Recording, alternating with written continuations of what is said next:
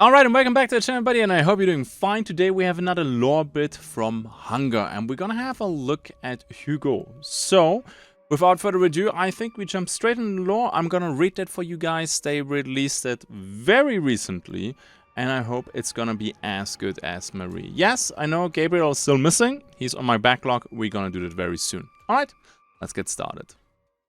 In the crooked maw of the Cour des Miracles, where Paris festered beneath its own skin, HUGO de Lutain, hunched in a den, his scarred hands deliberate priest-like over a rite he had learned far from these dripping stones. It is 1814, or perhaps 1815. Nevertheless, the revolution's blade has dulled, and its mania is a memory HUGO does not mourn. He was once a noble, perhaps. He had fled east, to the deserts where mystics muttered and the air shimmered. He came back to Paris, different, a man made by his own hand. Lean, perilous, his face a ledger of duels. Well, some duels. More bar fights, scraps, stupid quarrels. He knew he was a swordman of chilling grace. He'd been told that by a woman he'd paid to fuck him.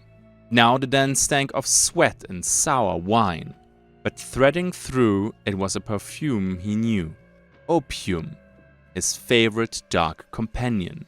From a pouch at his hip, goat skin worn smooth by Anatolian sand, he lifted a brass box, its surface scratched with the cryptic words of some dervish stream. Inside the opium squatted, an ugly black jewel. The dense noise receded as he cut a sliver with a dagger, its blade notched from the bone and cartilage it had hacked. He used no fragile stem, but a pipe of horn, dark and stubby, borrowed from a dead Levantine. A flint sparked under his thumb, and the flame caught small and fierce. The opium softened like wax, and the smoke unfurled into the damp air. He raised the pipe, its tip touching the scar across his lip. Brandenburg saber, that pig Marcel. He breathed it in. The taste is sharp, a bitter bloom. As it seeped into him, the world frayed. Old cuts, the hum of a duel's first feint, the weight of a woman's sigh in the dark. All sunk into a deep, slow current.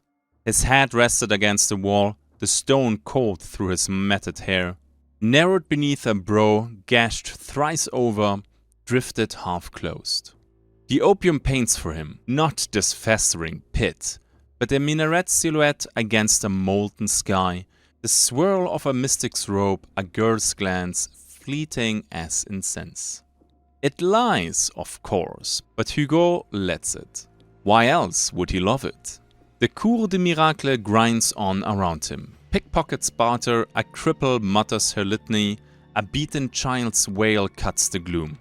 But HUGO is apart, a man who has slipped his leash. His breath comes soft, each plume of smoke a stitch undone, until the pipe falls from his fingers and rolls into the mire unheeded.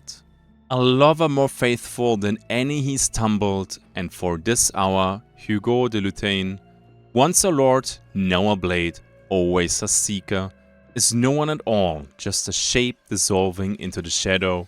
Free as only the damned can be, he falls into darkness. It feels sudden, but it is not. Light poured into his eyes, into his head, like it was splitting him open. He has steered from the depths, the opium peeling away. His eyes fluttered open, heavy, and the world swam into focus. Dim, jagged, silent.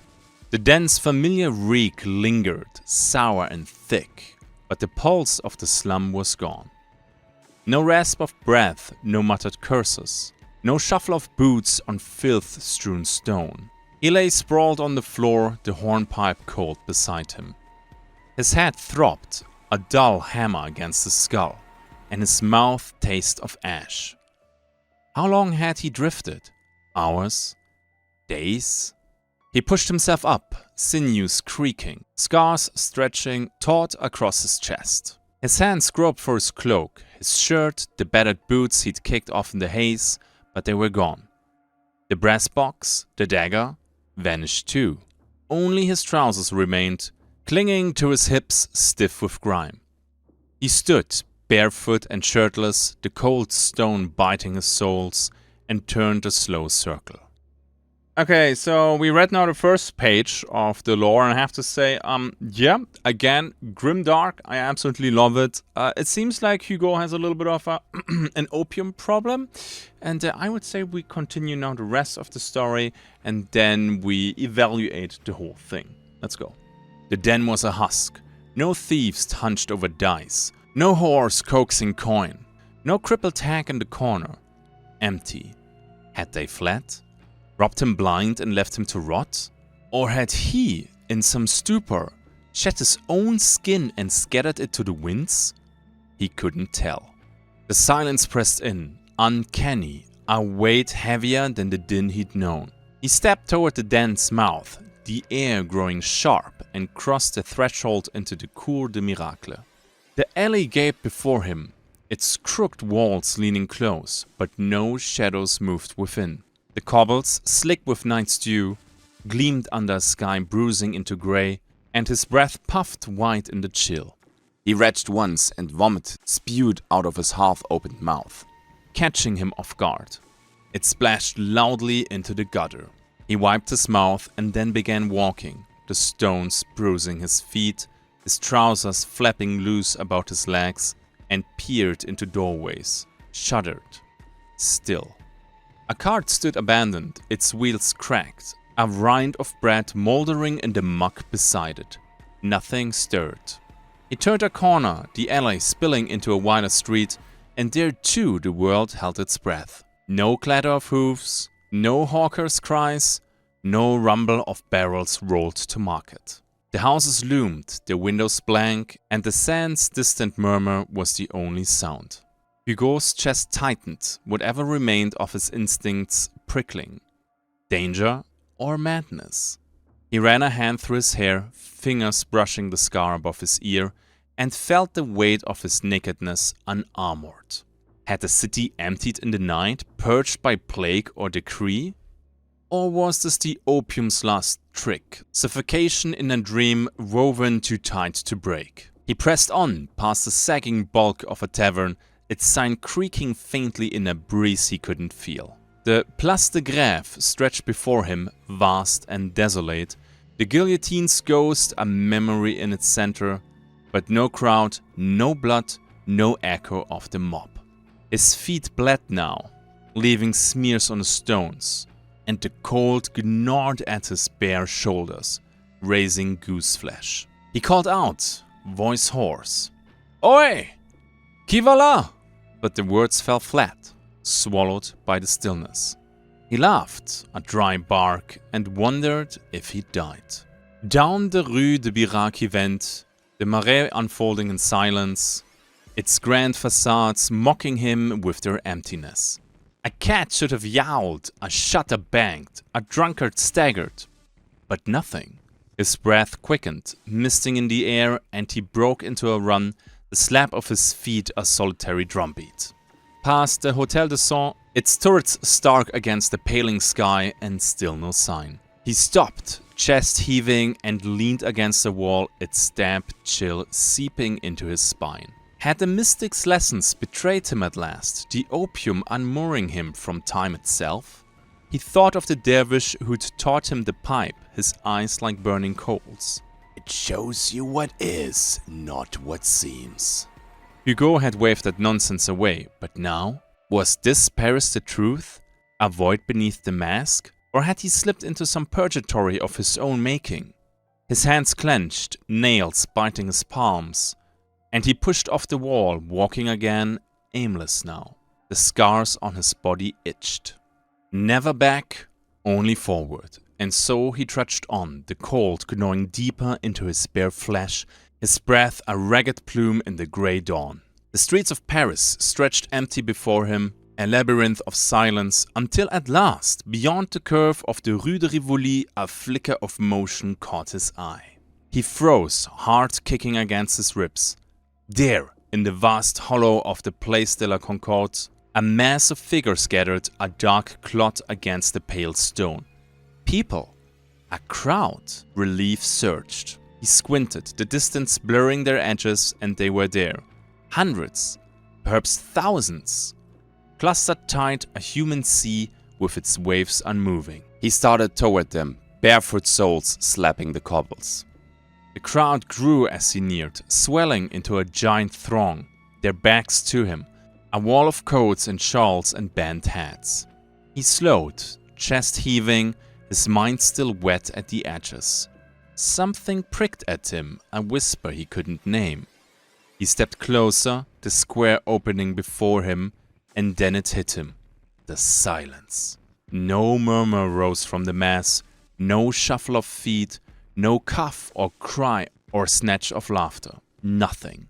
The air hung dead, heavier than the dense fog, and his skin prickled. He edged nearer, close enough now to see the weave of their wool, the slump of their shoulders, and still not a sound. His feet carried him forward, drawn by the pull of the uncanny. He entered the square, the crowd's edge A mere dozen paces off. their backs a solid line, unyielding, unturning. Then, almost mercifully, a figure broke free from the crowd's edge. A woman, slight and shawled, stepping into the open as if summoned. Her face turned to him, and for a moment she was ordinary. Pale, sharp-chinned, eyes catching the grey light. She began to laugh. Slowly, pleasantly, a ripple of sound in the dead air, like a brook over stones. Hugo listened, the sound a thread of warmth in the cold, and his lips twitched, half ready to answer. But the laugh continued and grew, stretching beyond mirth, turning hoarse. A rasp that scraped the morning, louder now, insistent. Her head tipped back, mouth wide, and the sound sharpened, violent in the overwhelming silence. He saw it then, her teeth glinting wet in the dim light, cracking under the force of her jaw as it chattered. A snap, sharp as a twig underfoot, and her shot flew free, blood flecking her chin. Still she laughed, louder, wilder, the noise a howl now, her jaw working as if possessed, more pieces splintering as a rows of teeth slammed together, the sound wet and brittle and wrong. Hugo's stomach lurched, his feet rooting to the stone, the duelist in him screaming to flee, but his eyes held fast to the ruin of her face, empty, unblinking. Her howl became a chorus, a single, guttural wail bursting from every throat in the crowd, a thunderclap of sound that shattered the stillness. Heads turned, slow at first, then swift, a wave of blank faces swiveling toward him. Men, women, children, eyes like pits, mouths gaping. The woman's laugh drowned in the tide as the mob surged, arms outstretched, fingers clawing, a flood of bodies lurching as one. Hugo spun and ran, bare feet pounding the cobbles. The cold forgotten, his scars alive with the memory of injury. Behind him, the wail swelled, a mindless hymn to no god of man. He'd be crushed if he fell, pulped beneath their weight. His lungs burned, legs driving him faster. The mob smashed through the square, carts splintering, a newsstand collapsing in a spray of wood and paper. He veered towards the river, the broadness of the Seine his only hope. The street narrowed as he bolted down it. The ground shook with their pursuit, the wail a relentless roar. He burst onto the quay, the water gleaming ahead. In its depths, a gamble he'd take, swim or sink, before he was mashed into the ground. He stopped short and looked down. The Seine, a dark vein twisting through the city's corpse. It was choked. Boats clogged its breadth, dozens upon dozens. Hulls jammed tight in a snarl of wood and rope, grinding against each other like teeth in a clenched jaw. Barges, skiffs, fishing hulks, all smashed together, the river's flow smothered beneath their weight. The human tide bore down behind him, closer now, a howling wall of sound and flesh that shook the stones underfoot. He had no time. He flung himself forward. His bare feet slammed a scow stack, slick with river's breath, the wood groaning like a gut-shot beast. He lurched, arms thrashing, the boat bucking in the snarl of wrecks clogging the river. He glanced back. Bodies poured over the quay's stone rim. They crashed onto a fishing rig, its mast broken, and its splintered, timber snapping like musket volleys. His pursuers fell, dozens tumbling into the water, blank faces swallowed, hands flailing. He vaulted the barge, knees cracking timber, pain a searing spike. Clawing upright, the deck bucked. Hugo leapt to a fractured skiff and then to a rotting hulk. Fingers raking slimed wood. The mob of thousands flooded the quay, pulverizing hulls, the river a cauldron of pale arms slapping froth. Their wail bounced back at him from the quay ahead. He sprang, boat to boat, each bound a gambler's throw. A punt collapsed, splinters gashing his shin, blood swirling wet. Lungs of fire, he continued to leap, gaps yawning as boats sank. The mob scaled their dead, their roar insatiable. The far bank was near. His foot skidded, but he lunged, hands smacking brick, fingers gouging into the mossy gaps between the stones. He dragged himself onto the quay, gasping. Propped on elbows, he stared back. The Seine was a slaughterhouse. Boats shattered, bodies piling into a grotesque dam. The mob kept falling, hundreds upon hundreds, smashing boats to kindling before sinking, their corpses stacking tight, choking the flow. The river slowed, its far side growing shallow. A pale carpet of drowned swelling beneath the surface. Then he saw it. His pursuers weren't sinking anymore. The sheer mass of bodies had built a causeway, the water parting to shallows where the mob now waded, knee-deep, then ankle-deep, blank faces fixed on him, arms outstretched across the choked river. His pulse hammered, instinct howling. The dam grew with each fallen body, a bridge of flesh and bone. He heard it, the wet slap of feet, the crunch of bone on wood, guttural hum from their throats. They'd reach him, crush him. He pushed up, legs trembling, blood dripping, and staggered into the shadowed streets. The Seine was a graveyard turned fort. Knowing they'd follow, relentless as death, until the city was theirs or he was gone.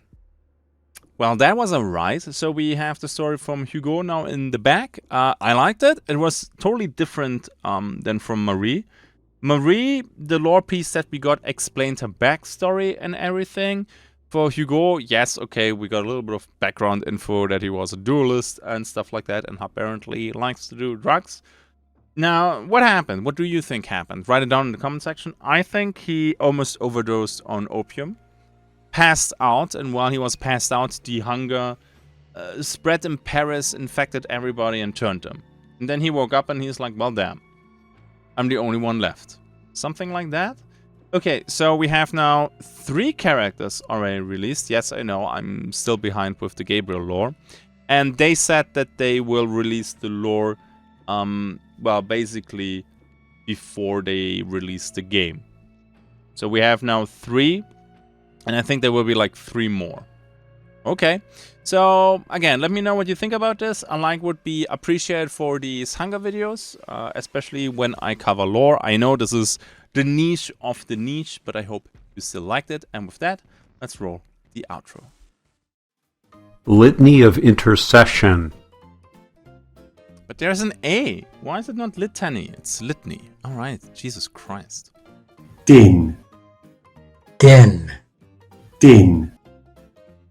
Din. Din. I guess I go with din. Yowled.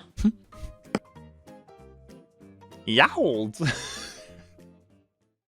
Yeah, not much more to add here. I hope you enjoyed today's episode, because I did. I like the little bit of knowledge lore behind all the characters, so when the game starts, you can tell people a little bit about the character that you're actually playing.